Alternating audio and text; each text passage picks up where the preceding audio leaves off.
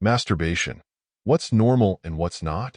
We've all heard that masturbation is normal, but how much is too much? How often can you indulge without it becoming an addiction? And what if you can't stop? Today, we'll tackle these questions and explore why this seemingly normal act can become a trap for your life.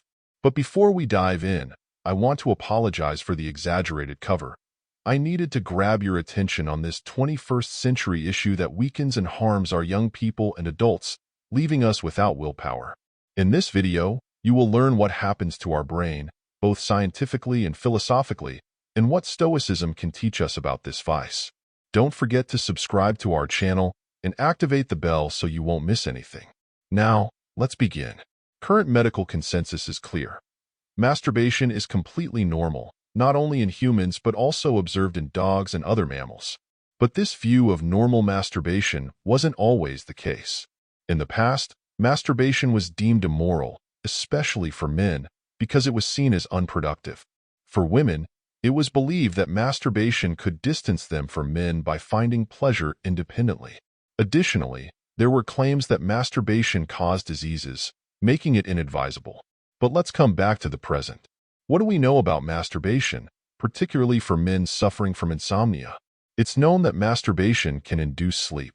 The French Institute of Health and Medical Research found that the male brain deactivates sexual desire after orgasm. The cerebral cortex, responsible for conscious thought, goes to rest after climax, nullifying the desire to continue sexual activity and facilitating sleep. This explains why many men fall asleep after sex. So, what's the problem? Well, hidden within one of its benefits lies a trap. If you frequent this channel, you'll know what I mean. Masturbation releases dopamine in the brain, the hormone responsible for making us feel good, reducing stress, and providing a sense of reward. This pleasure can become addictive. In 2017, the Diagnostic and Statistical Manual of Mental Disorders included a new disorder called hypersexuality disorder, classifying excessive masturbation under obsessive-compulsive disorders. This vice can lead to mental and familial destruction.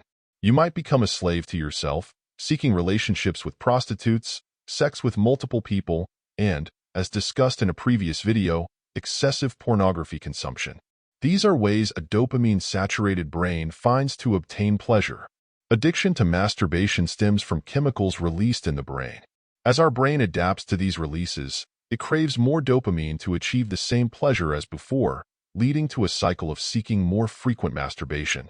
This reaches a critical point when the brain blocks receptors to curb the excessive dopamine release. The result is frustration, as the act no longer provides pleasure. What does Stoicism have to do with this? The Stoics, Seneca, Marcus Aurelius, and Epictetus, masters of self-control and wisdom, addressed pleasure and lust from a unique perspective. They viewed masturbation not just as a quest for carnal satisfaction, but as an opportunity to explore the limits of body and mind, an exercise in self-awareness and a path to true freedom. Epictetus asserted that it is not nights of pleasure, but self-control that distinguishes a good person.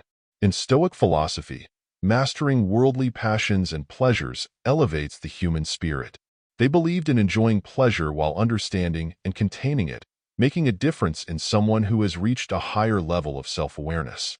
Instead of being slaves to our desires, we must be their masters.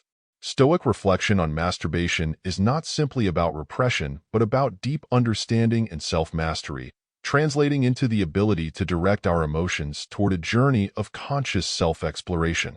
It resides not only in momentary satisfaction, but in understanding, accepting, and embracing our deepest inclinations.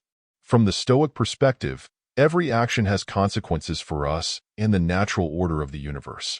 When we succumb to intense desires, such as uncontrolled masturbation, we lose the harmonious connection with nature, highly valued by the Stoics. We become prisoners of our desires, drifting away from true inner serenity. Compulsive masturbation can trigger an emotional whirlwind, where guilt, shame, and dissatisfaction become constant companions. Stoics teach us to control intense emotions through introspection and self-regulation, managing them healthily and constructively. Allow me to share a personal story. I know someone who struggled with compulsive masturbation, seeking momentary refuge and pleasure but facing an emotional storm after each act. By immersing themselves in Stoic teachings and practicing self-control and self-regulation, they underwent a profound transformation. They learned to confront their desires and emotions consciously, finding true joy in self-control. They now live a life of inner peace and authenticity, free from the slavery of momentary desires. True satisfaction comes from living in accordance with our deepest principles and values. When we yield to fleeting desires, we lose sight of what we truly value in life.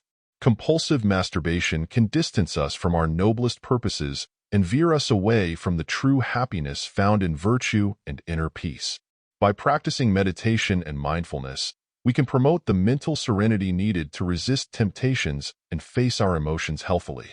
This compulsion becomes an obstacle to mental serenity, dragging us into regrets and steering us away from the peace found in self-control and moderation.